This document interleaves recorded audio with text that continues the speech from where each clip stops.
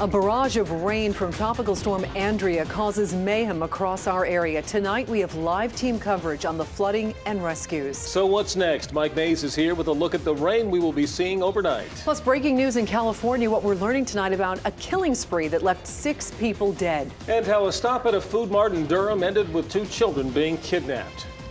Rain has already wreaked havoc across our area, and tonight there is even more to come. Thanks for joining us. I'm Gerald Owens. And I'm Jackie Hyland. Check out these pictures of Raleigh firefighters using a ladder truck to rescue a stranded driver. You can see just how high the water was near Glenwood Avenue and Westwood Road. Firefighters also waded into the water themselves to help the driver to safety. This was the scene on Ray Road in Raleigh this afternoon. The weight of the water caused a sidewalk to collapse.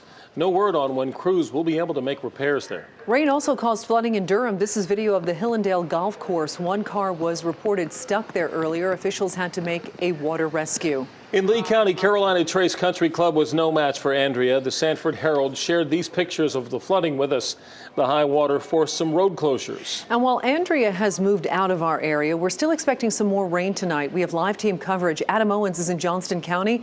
Ken Smith is by Crabtree Valley Mall. We'll begin with meteorologist Mike Mays with what we can expect in the coming hours. Mike? Well, Jackie, Gerald, as you just mentioned, Andrea is gone, but we're still seeing rain out there, totally unrelated to the tropical storm. Crabtree Valley Mall has been prone to flooding in the past. Yeah, the source is always Crabtree Creek, which quickly spilled its banks today, sending water rushing into the mall's parking deck.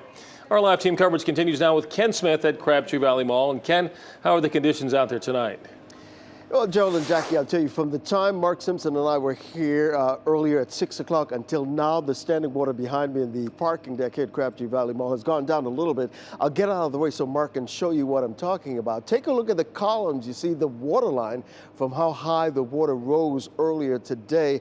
Now, we did some checking and found out Crabtree Creek crested at about a little more than 19 feet a short time ago.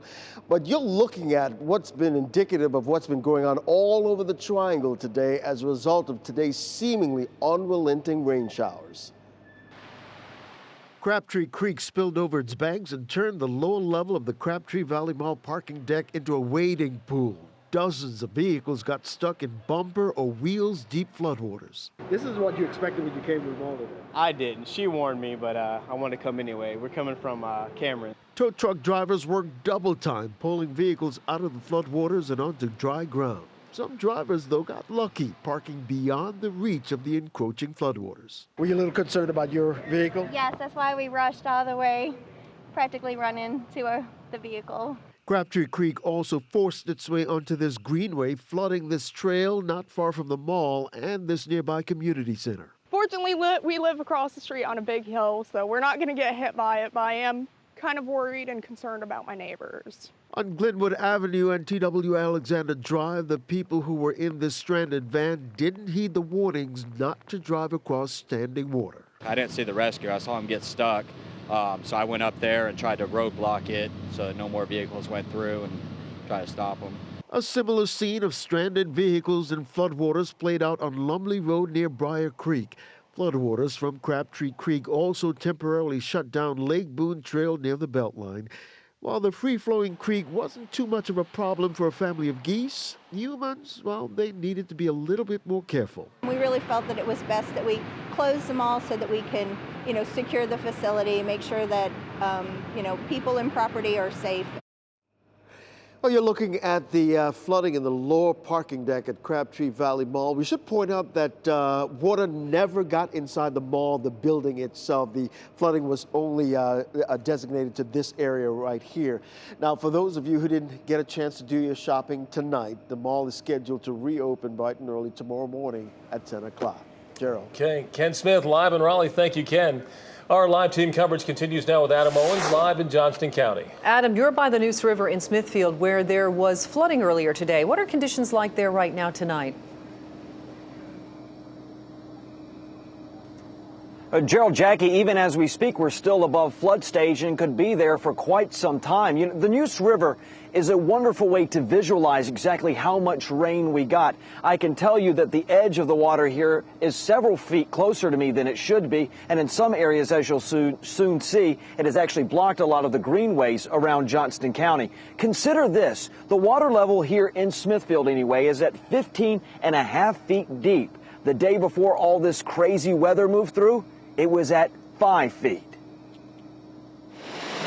All that water, it must go somewhere, and long after the heaviest rain stops, a lot of it begins to trickle into the Neuse River.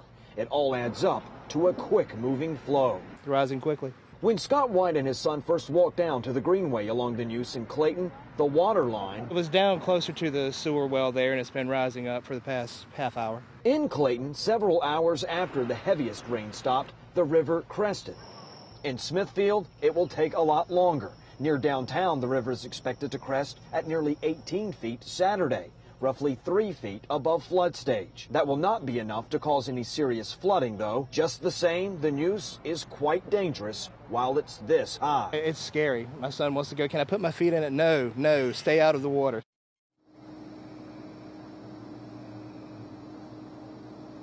Again, as you saw in that video, in many places you can't always walk the greenways. There's actually water over the greenways, the ones that run closest to the Neuse River. Now, the Neuse River, in Smithfield anyway, is not expected so far to crest until tomorrow afternoon or maybe evening at 18.6 feet. That could be enough to see some water in the town park here in Smithfield and maybe some very minor street flooding.